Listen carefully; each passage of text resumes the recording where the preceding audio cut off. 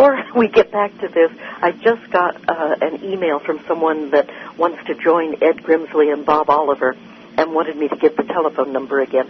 So if you live in California within an hour or two of Monterey Bay, give Bob Oliver a call at 831-383-2676, 831-383-2676. And I would really like to go. If I can clear my calendar and be there, I'm going to see if they'll let me come. You should come down and join us, Cliff. I mean, it's only, an hour from Seattle? Yeah, if you have one of those, floating triangles, but no, yeah. I'm just not in a position to travel. I've got too much work to do. So. Let me tell you, I understand that completely. But, try and get somebody to get some video of the stuff. Well, they've got video of the stuff. Ed takes video of it, and it's all up on the Internet. But you've got to search very carefully because there are people who take ordinary binoculars and look up in the sky, and they take pictures of birds and say that it's Ed's, alien armies. And so you've got to be real careful to make sure that you get Ed Grimsley's videos and no one else's. Right. But anyway, before we went to break, you said something that actually sounded positive. Well, there is a very positive level of language, although we have to acknowledge that there's an artifact of our programming, and that is that negative language shows up first and foremost, and people express that more easily than they do commensurate level value language that's positive. So we have a tendency to concentrate on the negative simply because it's easier for us to find, and because people speak it more frequently or write it more frequently. And we're all attracted to the negative rather than the positive. For some weird reason. Well, I don't know if it's that so much as our times also have a tendency to force it out. I mean, it changes. The nature waxes and wanes, and that's part of our building and release of tension model or subcomponent. So it's not continuous that we get. I mean, we always get more negative language than positive, but the amount relative to each other, the ratio changes over time. In any event, though, we do have some positive streams there that suggests that this fall we're going to see some kind of an announcement or a visible, that is to say, it'll show up in the global media stream somewhere, a visible announcement or other story about what we're calling the new electrics. And so the society that we have now, based on oil and scarcity and all of this kind of crud, amidst all of our earth changes here, will not exist in the main from, say, 2015 or 2017 onward. That social order will be based around what we're calling the new electrics, for lack of any other term, or a better term.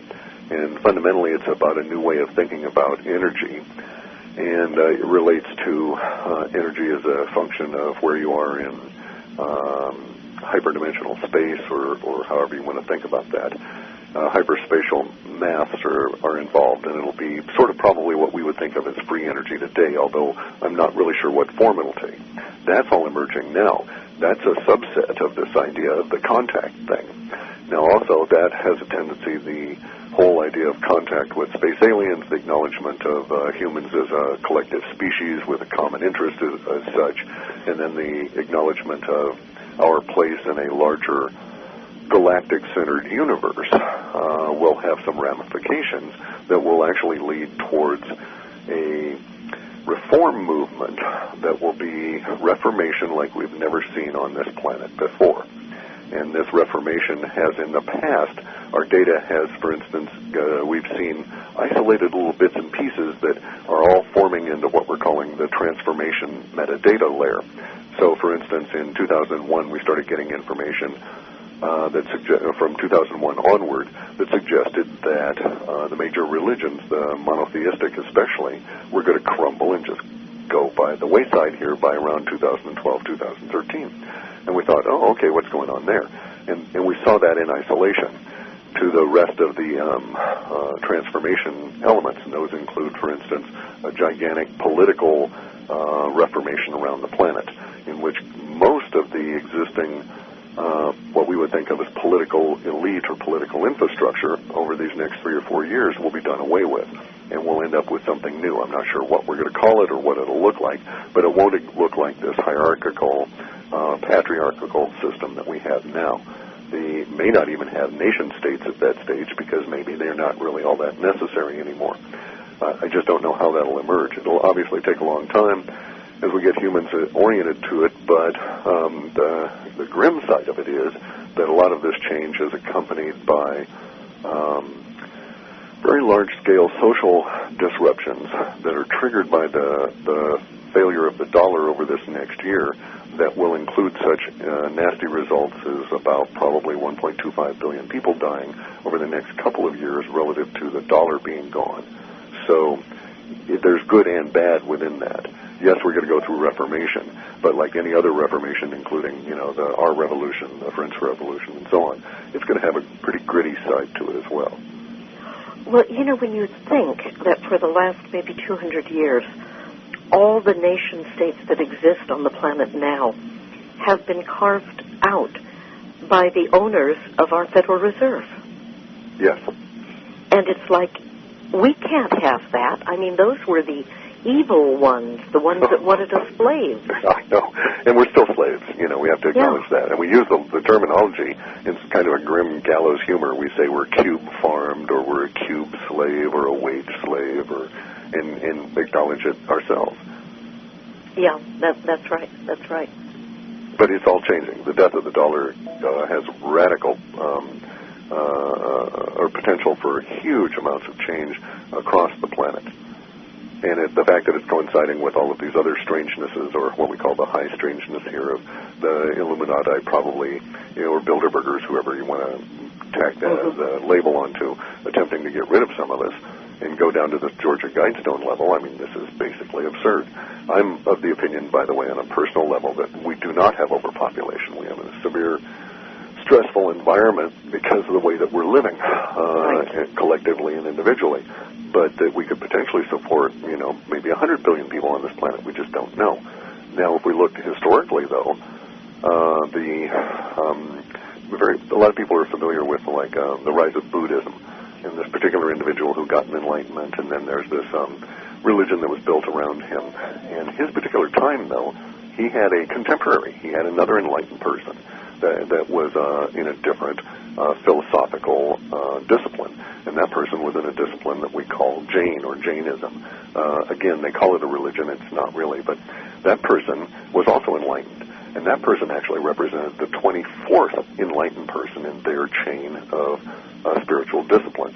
And if you follow that chain of spiritual discipline all the way back and read their literature, you see that at one point there were 600 billion humans on what they called the 2.5 islands of life in our solar system, Mars, Moon, and Earth.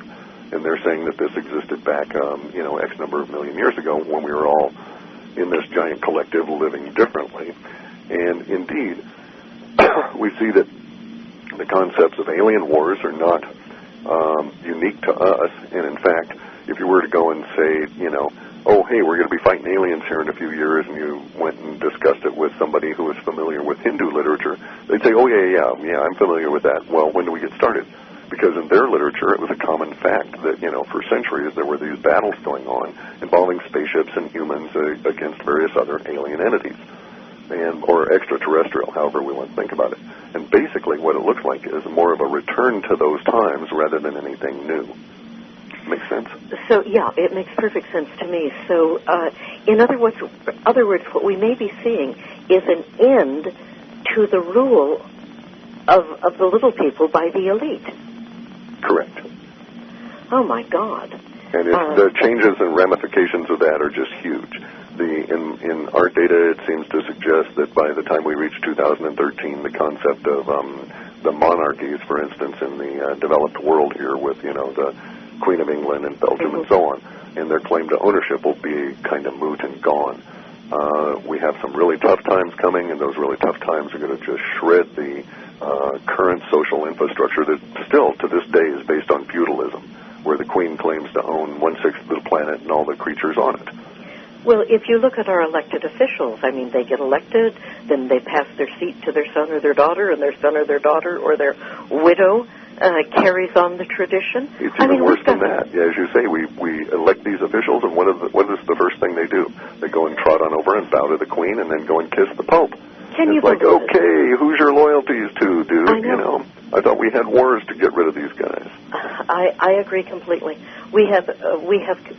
When do you think that we abandoned the Constitution and the country our forefathers created?